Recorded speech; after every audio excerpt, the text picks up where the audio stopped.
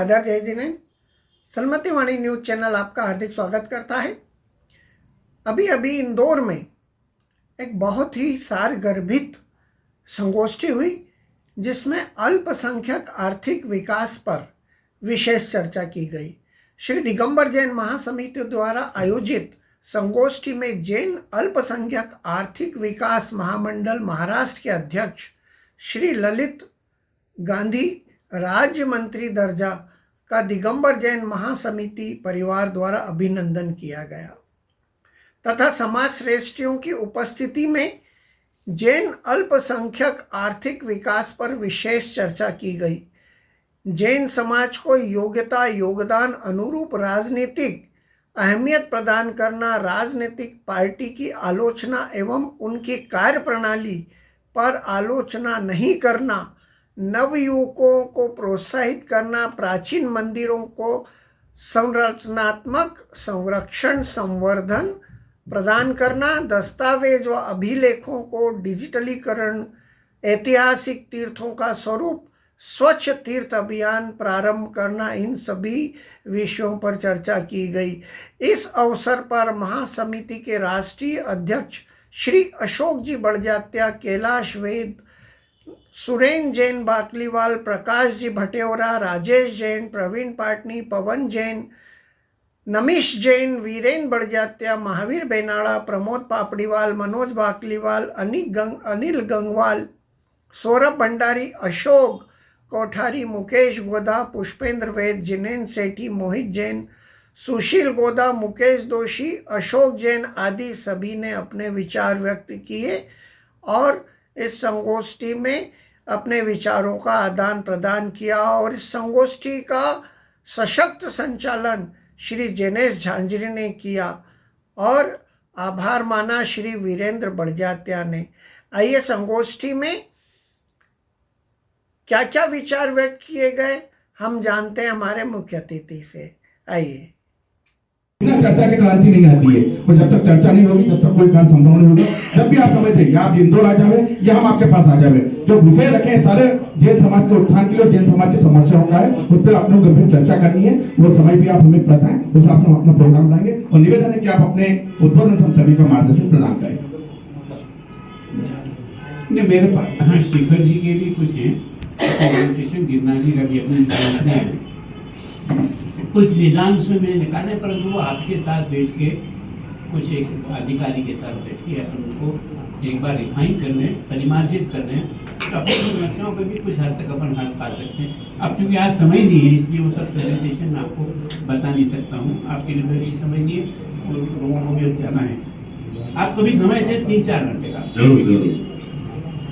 धन्यवाद अशोक जी। आज के इस सभा के आयोजक एवं प्रमुख मार्गदर्शक, मेरे मार्गदर्शक अशोक जी बड़जात्या जी, सुरेंद्र जी बाकलीवाल जी और सभी समाज के प्रमुख गणमान्य मेरे साथ पधारे हुए सौरभ जी, अमीर जी, राजेश जी, मनोज जी बाकलीवाल जी, जिन्होंने 2 दिन से निरंतर संपर्क किए, इसके लिए हमारे भटेवरा जी। हालांकि बात करने बैठेंगे तो घंटे 2 घंटे का भी समय कम पड़ेगा, मैं बहुत ज़्यादा समय नहीं लूँगा। लेकिन अशोक जी ने आज जो प्रेजेंटेशन दिया है वो बहुत इम्पोर्टेंट है।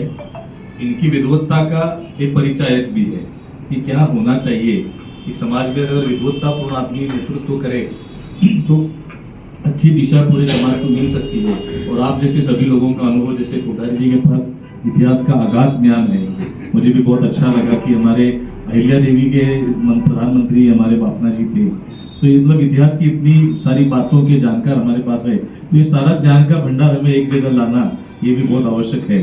और इन 10-12 वर्षों में, जैसे 2014 में अल्पसंख्यक का दर्जा मिलने के बाद भारत भर में काम करने में जब भी मुझे जरूरत पड़ी, मैंने अशोक जी को हमेशा संपर्क किया है, सुरेंद्र जी को संपर्क किया है, तो सभी ने दिल से साथ दिया है हर प्रसंग पर। फिर हमारे शिखर जी पर आया वो संकट हो या अनुपमंडल जैसी समस्या हो, कभी भी किसी भी स्तर पर इन्होंने कभी किंतु परंतु नहीं रखा।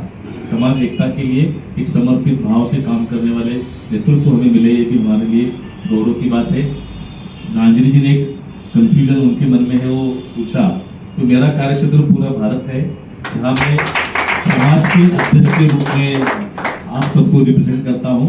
अखिल भारतीय जैन अल्पसंख्यक महासंघ जो 2014 में बना, वो भारत सरकार के कहने पर ही बनवाया गया कि ये समाज के अंदर आपको लाभ पहुंचाने हैं। तो चारों संप्रदायों का एक कॉमन प्लेटफॉर्म तो सिर्फ इसी के उद्देश्य से काम करे, माइनॉरिटीज के अधिकार एवं बेनिफिट के, तो ही ये आपको मिलेंगे।